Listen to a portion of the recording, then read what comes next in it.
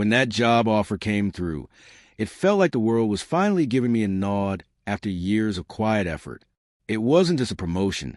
It was a transformation. A senior position in Denver, 3 times my salary, full benefits, and the kind of future I'd always promised my wife, Hannah.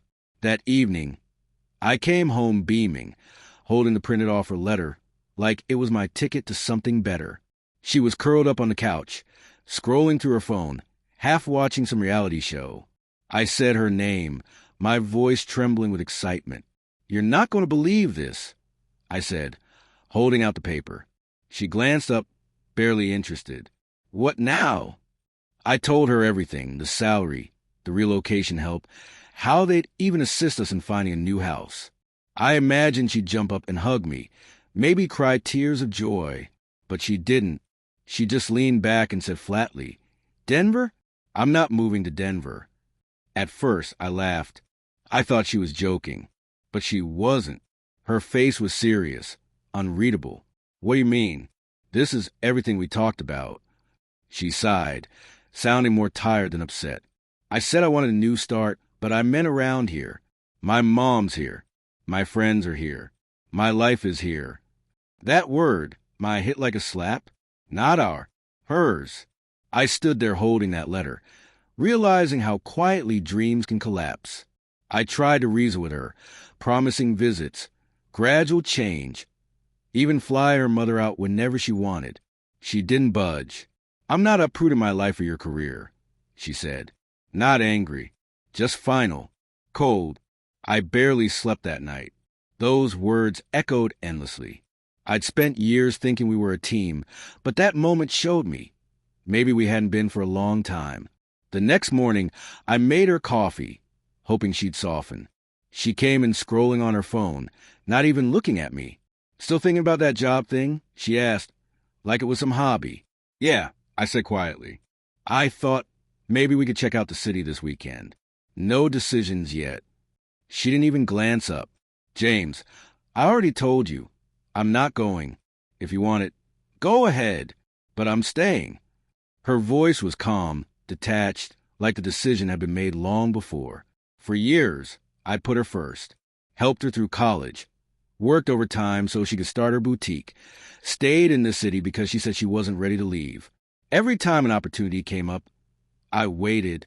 And now, when it was finally my turn, she didn't even flinch. The next few days were silent. We moved around the same house like strangers. My boss called to ask for an answer, but I hesitated, still hoping Hannah might change her mind. By Friday, I tried again. "It's not just a job," I told her. "It's about our future." She didn't even look up from her laptop. Then maybe our futures just don't line up. Something in me cracked. I went to the bedroom and sat down, realizing that maybe she was right. Our futures didn't line up anymore. That night, I opened my laptop and accepted the offer. I didn't tell her.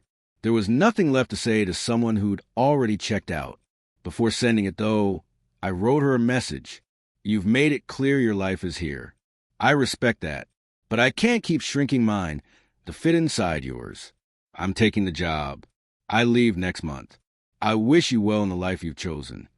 When I hit send, the silence that followed felt like peace. Then my phone buzzed. "What's that supposed to mean?" She texted. "Exactly what it says." I replied, minutes later. "So you're just walking away? Like everything we built means nothing?"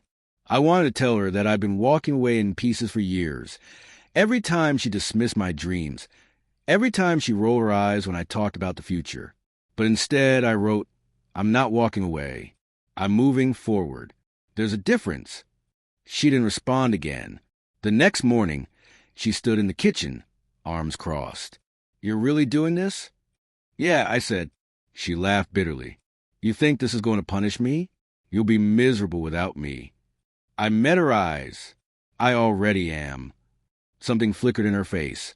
Hurt, maybe, but she turned away. "Do whatever you want," she muttered. So I did. Over the next few weeks, I packed. She didn't help, didn't ask questions, didn't even acknowledge what was happening. When she finally spoke, it was only to ask, "What about the house?" "I'll sign it over to you," I said.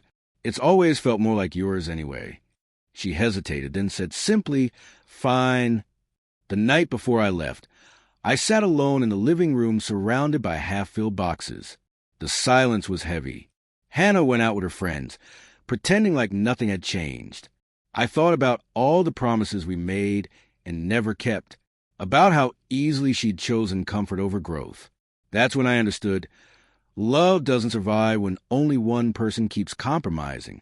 The next morning, I left before she woke up. No goodbye, no note, just quiet. When the plane landed in Denver, my phone was full of missed calls and a few messages. The first one said, "So that's it? You're really gone?"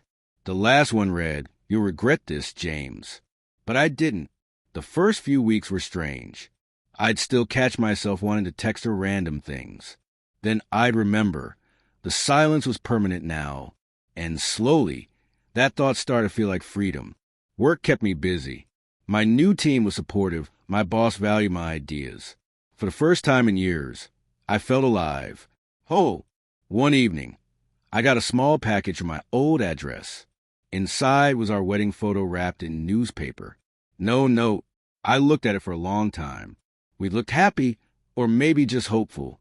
I placed it in a drawer and closed it gently. Months passed. I never heard from her again. A friend later mentioned she sold the house and moved back with her mom. Apparently, she tells people I chose money over love. Maybe she's right, or maybe I just stopped mistaking comfort for love. Sometimes, late at night, I still think about the moment she said, "I'm not uprooting my life for your career." I used to hear that as rejection. Now I hear it as release. She wasn't saying no to Denver. She was saying no to change. And when someone refuses to grow with you, the best thing you could do is stop waiting for them.